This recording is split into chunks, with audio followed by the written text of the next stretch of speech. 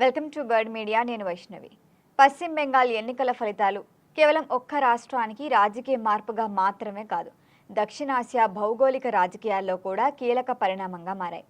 ముఖ్యంగా వెస్ట్ బెంగాల్ రాష్ట్రంలో బీజేపీ విజయం సాధించడం వల్ల దేశీయ రాజకీయాలతో పాటు అంతర్జాతీయ స్థాయిలో కూడా చర్చ మొదలైంది.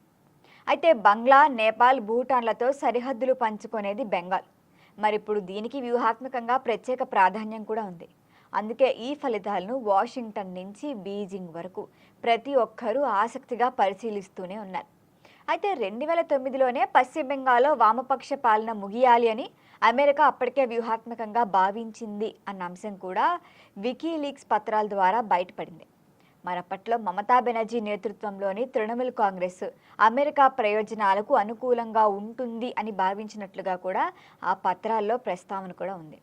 ఇక కోల్కతాలోని అమెరికా కాన్సులేట్ పంపిన నివేదికల్లో కూడా సిపిఎం కంటే కూడా మమతా ప్రభుత్వమే వాళ్ళ వ్యూహాలకు అనుకూలమని కూడా అమెరికా అందులో పేర్కొన్నట్లుగా తెలుస్తోంది. అంతేకాదు బంగ్లాదేశ్ రాజకీయ పరిణామాలు కూడా ఈ ప్రాంతంపై ప్రభావం చూపుతున్నాయి. మరి బంగ్లా మాజీ ప్రధాని షేక్ హసీనా అయితే ఆమె అమెరికా వ్యూహాలకు అనుకూలంగా వ్యవహరించలేదు. అప్పట్లో అమెరికా ఇచ్చిన ప్రతిపాదన అన్నిటికీ కూడా ఆమె నెగిటివ్గా స్పందించారన్న వార్తలు కూడా వినిపించాయి. అయితే సెయింట్ మార్టిన్స్ ద్వీపంపై అమెరికా ఆసక్తి చూపిస్తుంది. మరి దాని తర్వాత అక్కడ చోటు చేసుకున్న రాజకీయ అస్థిరతపై కూడా అనేక విశ్లేషణలు వెలువడ్డాయి. అయితే ప్రస్తుతానికి భారత్ బంగ్లా సంబంధాలు మళ్ళీ బలోపేతమవుతున్నాయి. మరి ఇటువంటి సమయంలో బెంగాల్లో బీజేపీ అధికారంలోకి రావటమే నూతన వ్యూహాత్మక సమీకరణాలకు దారి తీస్తుందన్న అభిప్రాయాలు కూడా వస్తున్నాయి. మరొక వైపు చైనా చూస్తే గనక దాని దృష్టి అంతా కూడా బెంగాల్ రాష్ట్రంపైనే కేంద్రీకృతం చేసింది. ప్రధాని మోదీ అమలు చేస్తున్న యాక్ట్ ఈస్ట్ పాలసీకి మమతా బెనర్జీ కొంతవరకు అడ్డుకట్ట వేయగలరని బీజింగ్ కూడా భావించిందని కూడా అప్పట్లో అందరూ మాట్లాడుకున్నారు. ఇప్పుడు మళ్ళీ బీజేపీ ప్రభుత్వం రావడంతో ఈశాన్య భారతదేశం, బంగ్లా సముద్ర వాణిజ్య మార్గాల విషయంలో కేంద్రానికి మరింత స్వేచ్ఛ లభించే అవకాశం కనిపిస్తోంది. మరిప్పుడు పాకిస్తాన్ కోణంలోకి వచ్చి చూస్తే గనక సరిహద్దు రాష్ట్రాల్లో ముస్లిం ఓటు బ్యాంకు రాజకీయాలు తమకు వ్యూహాత్మకంగా ఉపయోగపడతాయని ఇస్లామాబాద్ అప్పట్లో భావించిందన్న అభిప్రాయాలు ఇప్పటికీ ఉన్నాయి. మరి ఇప్పుడు బెంగాల్లో బీజేపీ బలపడటంతో ఆ వ్యూహాలకు గండి పడిందని కూడా పాకిస్తాన్తో పాటు మిగతా రాజకీయ వర్గాలు కూడా చెప్తున్నాయి. ఆర్థిక పరంగా కూడా బెంగాల్ చాలా సవాళ్లే ఎదుర్కొంటోంది.